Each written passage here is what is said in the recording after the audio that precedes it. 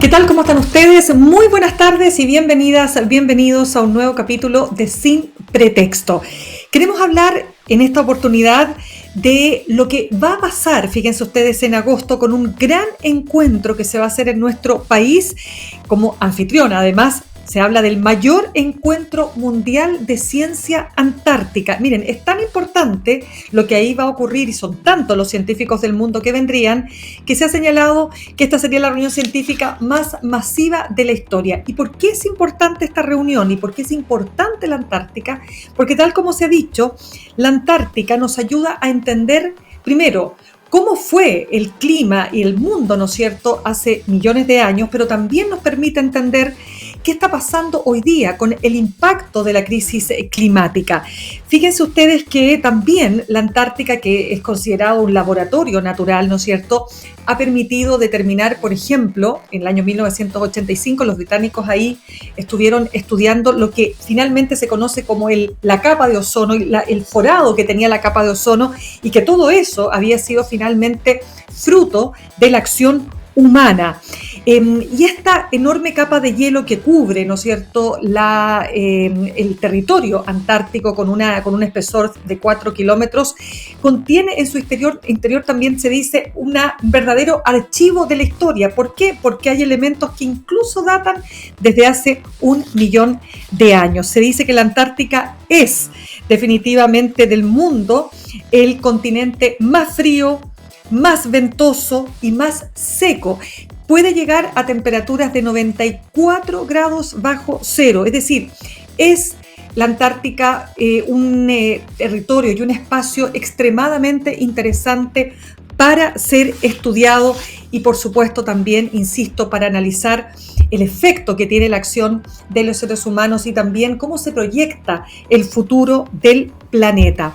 Y de eso vamos a estar conversando en nuestro programa de hoy en Sin Pretexto. Como siempre, nos vamos a la música y ya regresamos.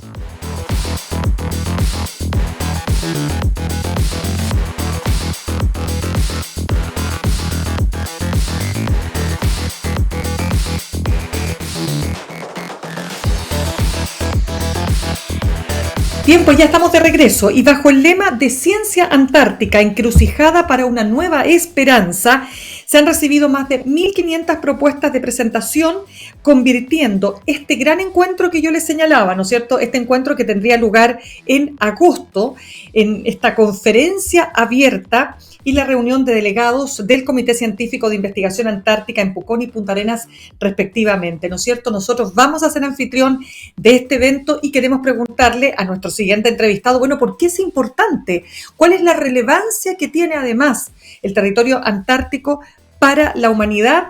Paso a presentar entonces a Marcelo Lepe. Él es paleobiólogo, doctor en ciencias biológicas y actualmente vicepresidente del Comité Mundial de Ciencia Antártica, SCAR.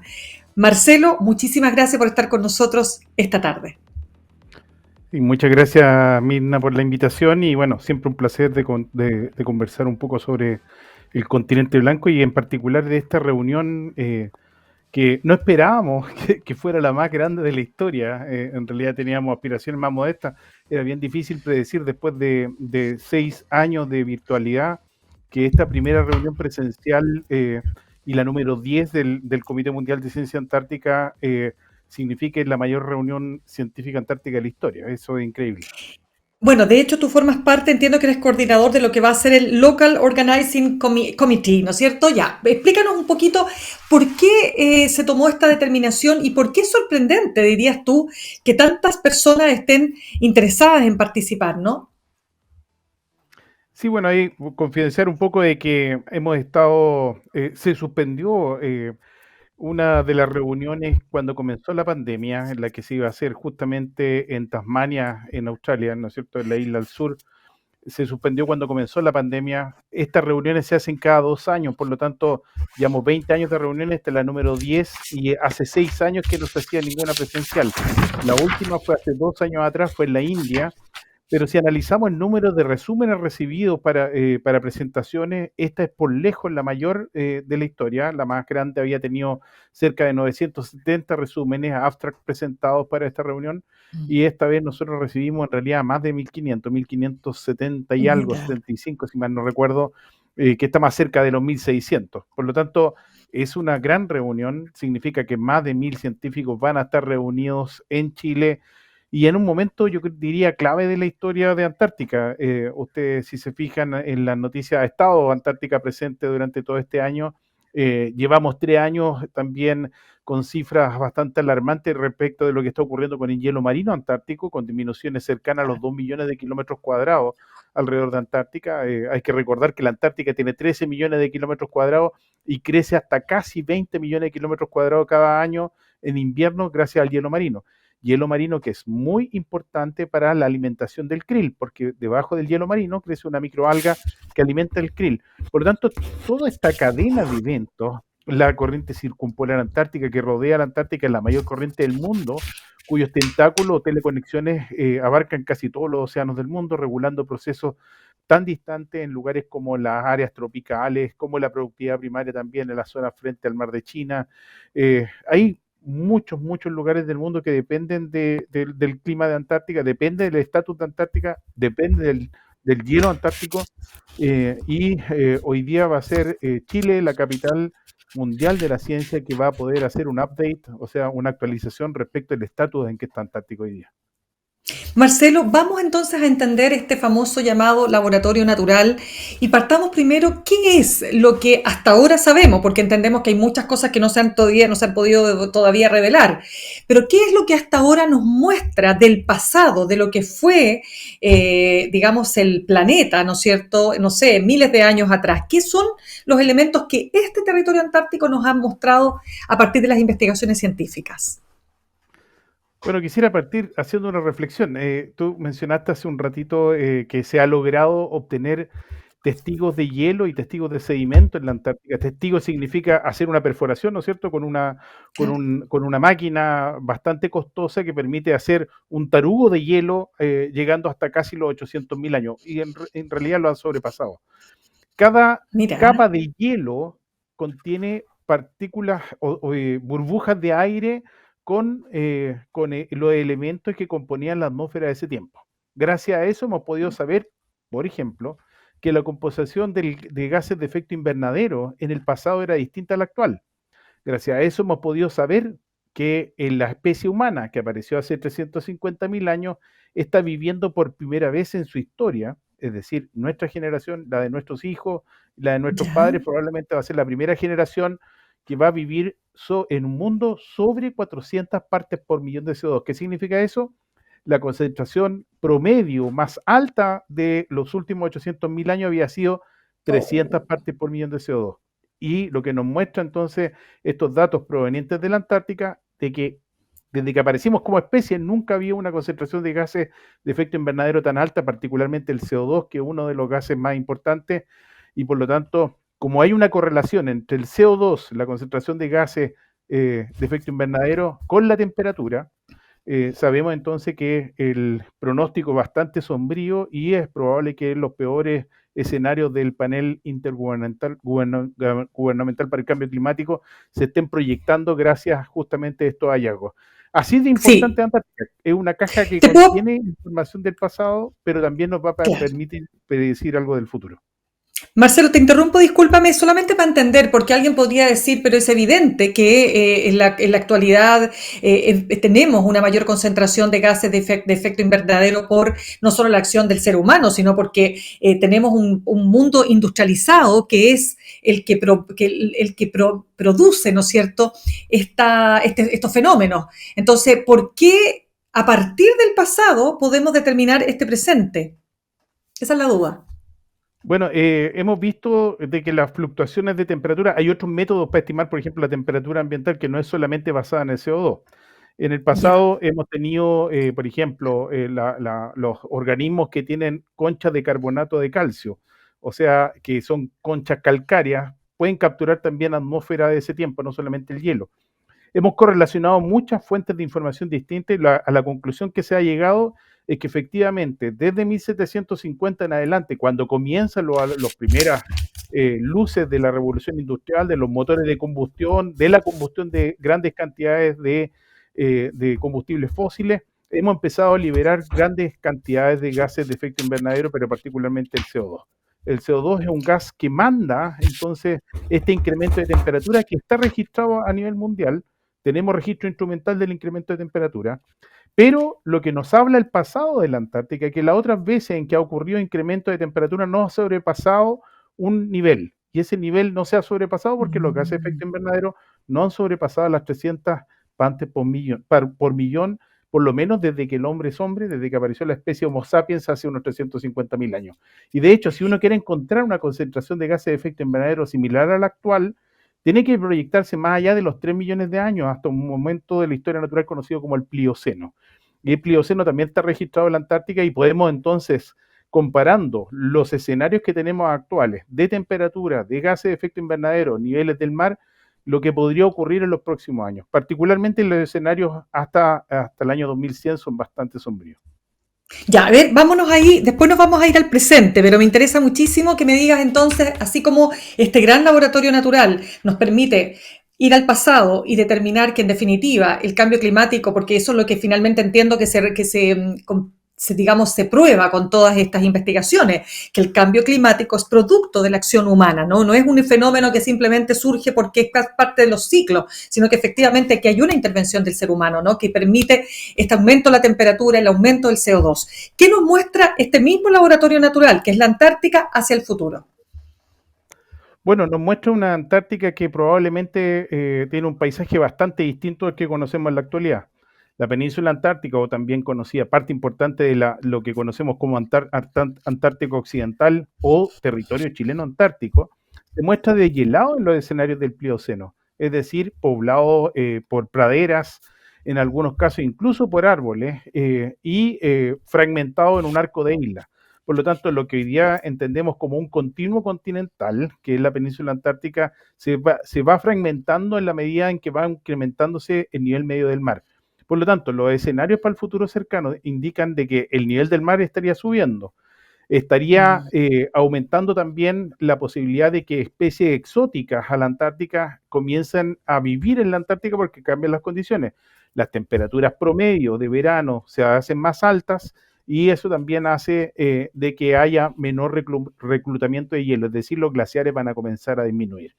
Esa pérdida de masa de hielo antártico tiene muchos efectos a nivel oceánico. Hay que entender de que esa agua que se derrite va a dar al océano circundante y diluye la salinidad de ese océano y también lo enfría. Ese aporte constante de agua también está produciendo un fenómeno que se conoce como refreshing, y que es como refrescamiento del agua antártica, que también tiene un efecto bastante brusco en organismos que están acostumbrados a vivir en las zonas costeras de la Antártica.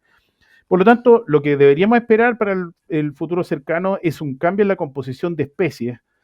Particularmente se hace mucho más posible para especies exóticas vivir en la Antártica.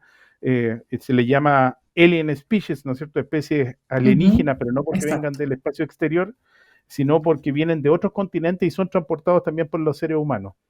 Así que sí, podemos afirmar taxativamente de que el cambio climático es producto de la actividad humana, que esa actividad humana está produciendo que la Antártica cambie, ya está cambiando, y lo que esperamos para el futuro cercano es que ese cambio también produzca distorsiones en el resto del mundo, porque hoy día, más que en el tiempo de Cousteau, entendemos que Antártica es un continente conectado, que recibe lo mejor y lo peor del mundo, pero que también transmite hacia distantes regiones del planeta, particularmente a Chile, el país más cercano junto con Argentina. Por lo tanto, cambios que van a condicionar el modo de vida que tenemos o que entendemos hasta la actualidad como normal. Así es, estamos conversando a esta hora con Marcelo Lepe, él es paleobiólogo, doctor en ciencias biológicas y además vicepresidente del Comité Mundial de Ciencia Antártica SCAR, y esto, por supuesto, en el contexto de este encuentro que se va a producir en nuestro país, que es organizado por el Open Science Conferences, ¿no es cierto?, y que podría ya ser, tal como lo hemos hablado acá, la reunión con mayor cantidad más masiva, ¿no es cierto?, para para reunir científicos en torno a la Antártica. A propósito de lo que tú señalabas respecto de Argentina, ¿qué te parece, Marcelo, que el presidente Javier Milei afirmara que Argentina debe tener una base como la de los hermanos chilenos? Y después hablaba un poco de la instalación de una base militar en la ciudad de Ushuaia, quiero decir, que nos avala el reclamo sobre la Antártida. ¿Qué genera esto para ti? ¿Genera ruido?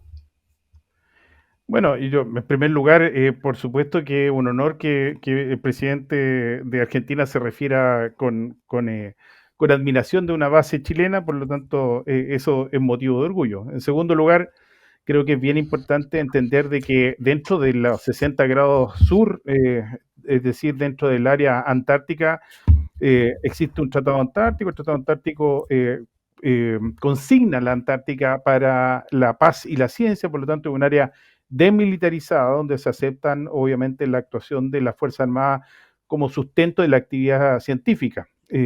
Pero cosa distinta es, por supuesto, el territorio sudamericano de Argentina y ellos tienen, por supuesto, las prioridades propias que les da una orientación gubernamental y yo no entiendo por qué eso debería provocar ruido en Chile.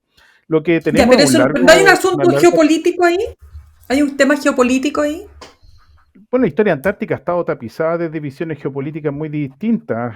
Hay que partir entendiendo de que el Tratado Antártico nace durante la Guerra Fría como una forma de entender de que ninguna potencia tenía la preponderancia, pero también habían países reclamantes como Chile y Argentina que habían delimitado sus territorios antárticos y por lo tanto esta especie de status quo no permite nuevas reclamaciones en el marco del Tratado Antártico. Eso hay que tenerlo súper claro. En primer lugar, hay tres cosas que son fundamentales que entender y que fueron Ya. ratificadas en la última reunión consultiva del Tratado Antártico. En primer lugar, el Tratado Antártico no termina el 2048. Eso está taxativamente recordado en la última reunión consultiva porque han salido muchos argumentos que dicen hay que prepararse porque el 2048 termina el Tratado Antártico. Eso no es verdad. El Tratado Antártico tiene carácter indefinido.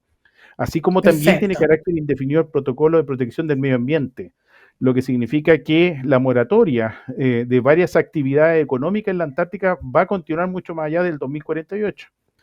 Y en tercer lugar, que creo que es el espíritu final, probablemente cuando partió hace más de 60 años el Tratado Antártico no tenía el peso que tiene hoy día. Hoy día tenemos que aceptar que después de 60 años es el único continente del planeta que ha logrado ser enfocado y enrielado en una visión un poco más altruista del mundo, entender que el continente antártico no tiene actividad industrial como la tienen los otros continentes y que también cumple un rol esencial en la modulación del clima mundial, ha hecho cambiar un poco el discurso respecto del continente antártico. Por lo tanto, siempre, y particularmente cuando Latinoamérica pone sus ojos en el continente antártico y lo hace desde la perspectiva de la ciencia, de la paz y de la integración, yo me alegro.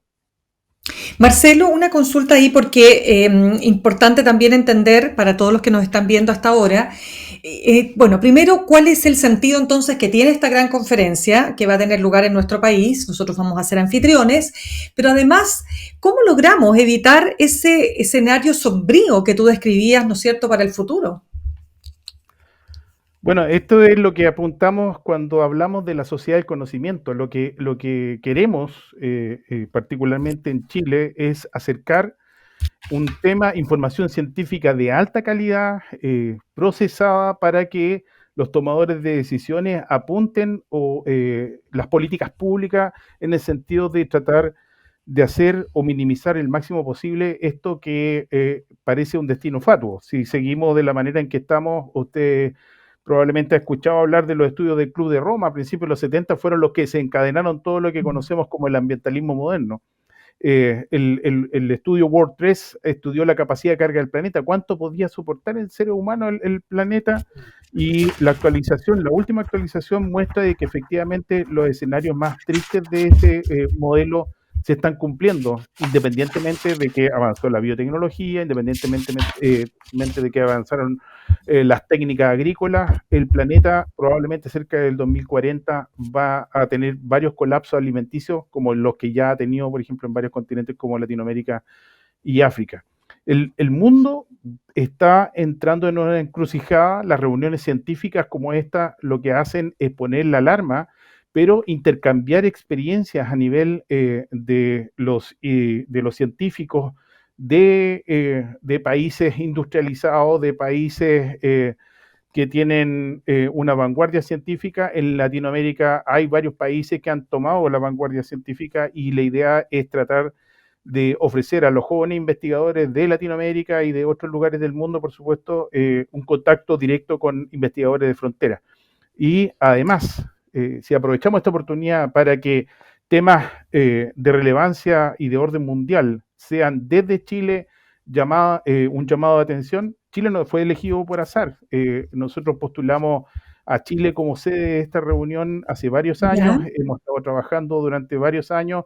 Ahora ya contamos con el apoyo de las principales universidades de Chile, contamos con el apoyo, por supuesto, de la Cancillería, el INACH es fundamental en esto, pero también desde el gobierno regional de la Araucanía, desde la Municipalidad de Pucón, desde la Corporación de Turismo de Pucón, todos estamos alineándonos, digamos, en el sentido de tratar de hacer la mejor reunión de la historia. Ya sabemos que va a tener la mejor concurrencia, queremos hacer la mejor reunión de la historia, pero también queremos que sea una reunión que sienta un precedente respecto del tipo de información que vamos a transmitir de aquí en adelante al resto de la comunidad, no solamente científica.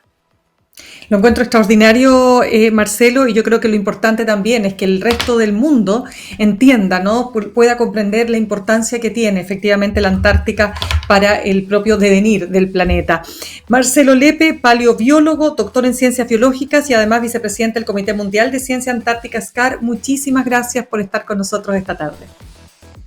Siempre un placer, Mirna. Muchas gracias. Muchas gracias. Nosotros vamos a la música y ya regresamos.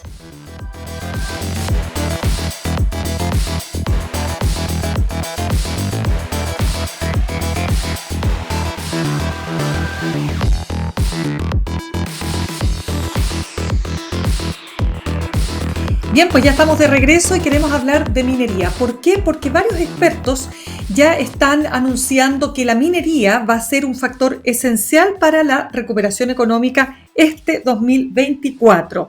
En la última semana, fíjense que el Banco Central informó que el índice mensual de actividad económica, es decir, el IMACEC, donde se mide el crecimiento de febrero, esto de 2024, registró un aumento de 4,5% en comparación con el mismo mes del año pasado, ¿no es así? Bueno, y ahí fue donde la minería tuvo un importante rol, con un aumento de 11,5% también en comparación con el año anterior. La importancia para Chile, ¿por qué?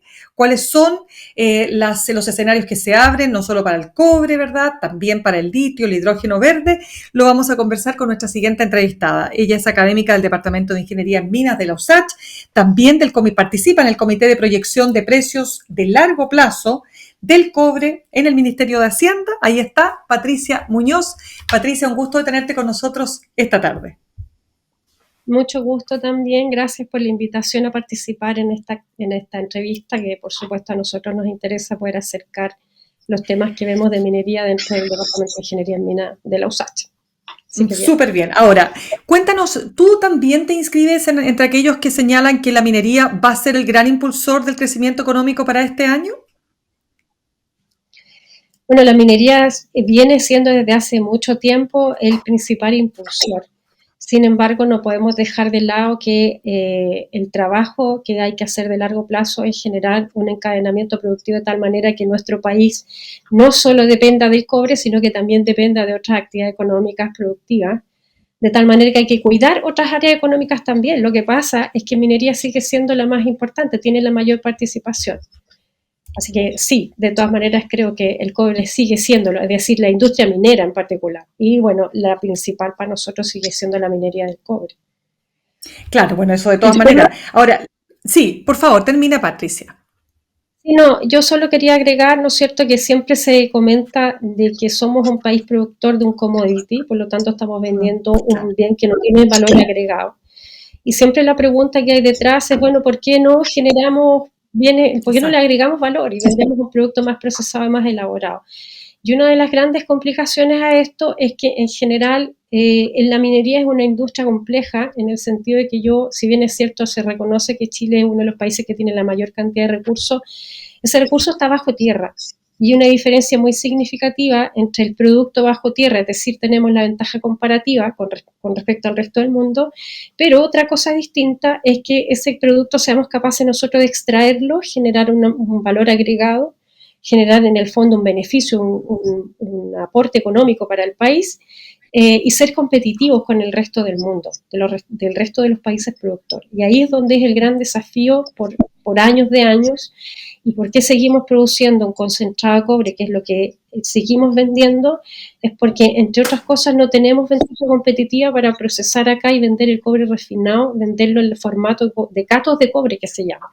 Y eso simplemente es porque las refinerías nuestras no tienen la capacidad de recuperación que tienen las refinerías extranjeras, como por ejemplo en China, que tiene una tasa alta de recuperación. Entonces, finalmente termina siendo... Para entenderlo, Patricia, ¿a qué se refiere el concepto de recuperación? Que no tenemos la misma capacidad de recuperación. ¿A qué se refiere ese concepto? Sí, lo que ocurre es que cuando nosotros sacamos el cobre, digamos, movemos roca, molemos roca, pasa por ciertos procesos. Y esa roca después se tiene que ir a algunos procesos para poder recuperar ese mineral, ese metal. Para la recuperación hay distintos procesos y nosotros lo que vendemos es un concentrado de cobre, porque para llegar a los cátodos de cobre, que son los que efectivamente se transan en las bolsas de metales, nosotros necesitamos una pureza del 99.99% de ese cobre, que se llama el tipo A, que es el que se transa en la bolsa. Para aquello hay un proceso de tratamiento y refinación que tiene que ocurrir en las refinerías. En Chile hay refinerías, Codelco tiene refinería, pero la competitividad no le permite dedicarse a la refinación y vender los cátodos de cobre, sino que simplemente eso se contrata, esa maquila que se llama, o ese proceso, para ese nivel de pureza, se hace en las refinerías chinas, alemanas, porque no es solo China, pero China es la que concentra la mayor cantidad de refinerías. Eso es un costo para el productor acá, porque la refinería se lo carga al productor acá. Bueno, entonces al final lo que estamos vendiendo es un concentrado de cobre que no le agregamos mayor valor, pero simplemente por un tema de competitividad, simplemente es eso, al final del día, por costo. Claro, y eso me imagino que para poder romper con esa situación, con esa suerte de inercia, ¿no es cierto?, se requieren cambios mucho más estructurales, de todas maneras, pero volviendo a lo que te preguntaba, Patricia, al comienzo, ¿verdad? Es decir, cuando hablamos de que la minería metálica, por ejemplo, entendemos que tuvo un comportamiento bastante bueno y que ha tenido un comportamiento pese a todos los vaivenes, pero también hay otro comportamiento que es muy bueno de la minería no metálica, fundamentalmente el litio. Y tenemos toda esta conversación en la que nos vamos entrampando a veces, ¿no es cierto?, que a veces tiene más de político que de técnico. ¿Qué hacemos con el litio? Que estamos atrasados, que no estamos atrasados, que si la empresa es estatal, que si la empresa no es estatal. ¿Cómo ves tú lo que está pasando en esa área?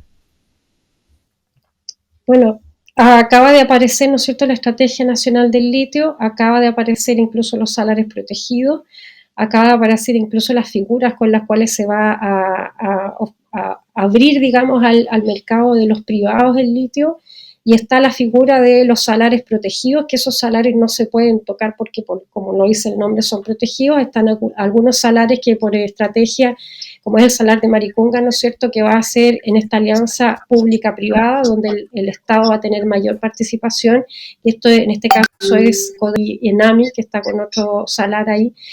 Y están 26 otros salares que van a ser concesibles, y ahí en esa figura de los concesibles, bueno, todavía no hay claridad precisamente de cómo va a operar. Lo que sí se sabe, ¿no es cierto?, es que el gobierno va a invitar a privados a participar en esas licitaciones, o esa invitación a la declaración de interés de participar, porque en ese proceso estamos. Ya de aquí, lo primero que hay que hacer es la consulta a las comunidades, y por los salarios, digamos, que estaron ya en esa nómina que se publicó la semana pasada. Y lo que queda ahora pendiente es que se manifieste el interés frente al gobierno, y para eso hay 60 días, y después de esos 60 días recién se va a hacer la apertura de las posibles licitaciones para la obtención de lo que se conoce como el CEOL, Contrato Especial de Operación para el Litio. Mientras eso no ocurra, no se puede.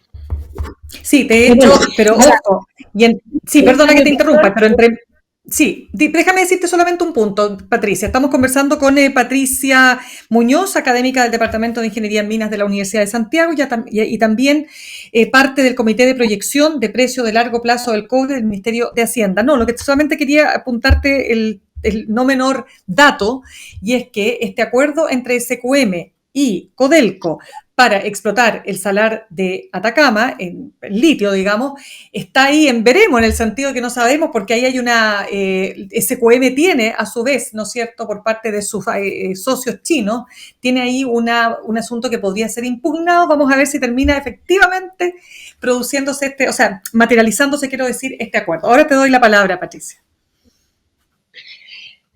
Si no, yo te comentaba recién que si la pregunta es cómo estamos ahí, bueno, quizás el proceso ha sido lento, pero entiendo que de parte del gobierno ha sido lento por tratar de ser cuidadosos en este proceso de licitación, que no es fácil, porque como se sabe, ¿no es cierto?, que el litio a partir del año 79 se asume que es un material estratégico, y por lo tanto no puede ser concesible. Las concesiones están solo en manos de la autoridad, en este caso del presidente de la República. Y eso implica que la única manera de hacerlo concesible es a través de estos contratos de estos CEOL que se conoce, que es el Trato Especial de Operación de Litio. Entonces, claro, ese proceso requiere, ¿no es cierto?, de un estudio bastante complejo. Ustedes saben que ya en minería el concepto de permisología que se ha instalado, ¿no es cierto?, que todo el mundo habla, es un tema complejo, con mayor razón en esta temática, sobre todo si estamos hablando de un mineral que no es concesible. Entonces, hay que buscar el camino para que esto sea concesible, y ojo, que lo que hay que cuidar es que podamos aprovechar la oportunidad también, porque hay otros países que ya están hace rato operando varios proyectos y nosotros estamos un poquito atrasados. Claro, y eso es un tema también que tenemos que tomar en cuenta en esta conversación. Patricia, quiero preguntarte, volviendo al cobre, ¿no? Porque Codelco dio cuenta de resultados bastante pobres, ¿no? Para resultados financieros, con una pérdida de 591 millones de dólares en 2023, lo que implica un retroceso, se ha señalado, de 263% en relación a 2022.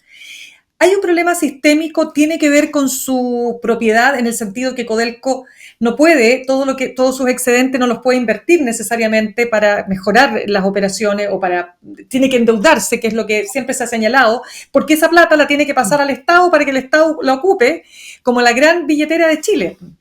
¿Cómo lo ves? Sí, mira, ahí me gustaría hacer el siguiente alcance. Codelco primero es la empresa del país, ¿no es cierto? Es de Chile. Y como empresa nacional del Estado, empresa estatal, pero opera en su operación, en su gestión, opera como empresa privada. Y como opera como empresa privada, tributa como cualquier otra empresa privada minera, que está afecta al impuesto específico minero, que están afecta a todas las empresas mineras, y el impuesto a la renta, que es el impuesto de primera categoría que paga toda compañía, no solo minera, sino que de cualquier área de la economía, pero particularmente minería, ¿no es cierto?, paga además el impuesto específico. Pero hay que hacer el alcance que también Codelco está afecta a dos impuestos adicionales que los privados no lo tienen. Y uno tiene que ver con la ley 13.196, que tiene que ver con el fondo reservado del cobre, que hasta hace unos años atrás, si ustedes se recuerdan, era el 10% que se entregaba a las Fuerzas Armadas, y que era el 10% de las ventas, o sea, de la facturación. No es un impuesto sobre las utilidades, que es como generalmente se aplica un impuesto, sino que en este caso va sobre la facturación. Todo lo que se exporta, ¿no es cierto?, tributa ese 10%, lo cual es una tasa altísima. Y luego esta afecta a otro impuesto, que es el decreto ley 2003-98, que es el 40% respecto a la participación que tiene de compañías que tiene con joint ventures con privados. Entonces, si uno mirara, podría habértelo traído, pero no tengo aquí los gráficos de cuánto es el inventario que genera Codelco respecto a los privados, es muy superior. Claro, uno dice, pero ahora ha reflejado pérdidas. Sí, es pérdidas, pero que también hay que observar otros temas que no los podemos dejar de lado. Y es que estamos pasando a una minería subterránea de a poco, que eso significa, ¿no es cierto?, que los costos se incrementan, que las leyes del mineral, por lo tanto, han ido disminuyendo, y por lo tanto eso significa que hay que mover más material para sacar mineral, y también eso incrementa costos. Entonces, claro, y además hay algunos proyectos que ya están en su etapa final, y por lo tanto la productividad es decreciente. Tengo que mover más material para sacar mineral, y eso genera costos más altos. Eso, entre otras cosas, digamos. De acuerdo, pero ¿cómo ves en el fondo la solución a este tema que ha llevado a Codelco a tener que endeudarse muchísimo, ¿no es cierto?, para hacer frente a sus compromisos también. Lo que pasa es que aquí hay un ejercicio en que, claro, Codelco tributa muchísimo más, pero también es cierto que se capitaliza a través del Estado. El Estado es quien le transfiere recursos para poder financiar los proyectos estructurales. Ese financiamiento a través de ley también, no es que le pase libremente, sino que eso se planifica, hay una decisión de los poderes del Estado para poder autorizar esas transferencias. Hasta 2019, ¿no es cierto?, se hizo traspaso de capitales. El tema es que, en general, un proyecto minero demora una cantidad significativa de años para estar en condiciones de poder operar, cuando estamos hablando de un proyecto inicial, digamos, un greenfield que parte de cero. Cuando estamos hablando de proyectos que están en ejecución, lo que ocurre ahí es que generalmente lo que se hace es ir trabajando, investigando o haciendo exploración, digamos, para poder lograr expansión, es decir, extender la vida del proyecto y por lo tanto hacer más exploración. Son inversiones de alto costo y de alto riesgo, porque finalmente lo que yo tengo que hacer es poder identificar dónde hay un potencial económico para seguir avanzando y dando continuidad operacional a los proyectos.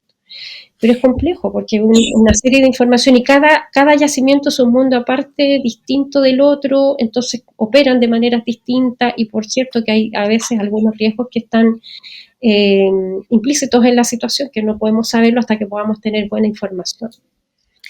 Patricia, ¿qué te parece? Porque el presidente de Codelco, Máximo Pacheco, hizo también su autocrítica. Dijo, esta es una empresa pesada, es una empresa lenta. Nos demoramos inmensamente en resolver los temas de los proyectos estructurales. ¿Cómo aprecias ese mea culpa que hace Pacheco? No sé lo que pasa internamente. Lo que sí puedo decir es que me imagino que cuando él dice que es una empresa pesada y lenta, en términos productivos, porque en lo demás no me puedo meter, pero en términos productivos hay un problema, no sé si problema, pero hay una situación. Por ejemplo, si hoy día, como justamente si tú observas, el precio de la libra de cobre superó los $4 otra vez, estamos en 4.3, entonces dice, wow, con un gran precio, lo que yo quisiera es vender más, que eso es como la lógica de cualquier negocio.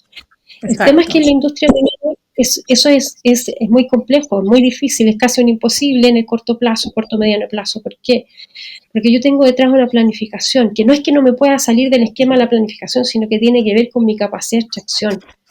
Entonces no podemos olvidar que la minería es una industria que opera en el mediano largo plazo con una planificación que obedece a la capacidad de extracción y que por lo tanto, independiente de que el precio hoy día esté muy interesante, muy atractivo, no puedo incrementar de manera significativa mi capacidad productiva. Lo que puedo hacer es tratar de mejorar eso en el mediano largo plazo. Entonces a veces, claro, se puede decir, pero bueno, si hay un gran precio, ¿por qué no podemos aprovechar la oportunidad?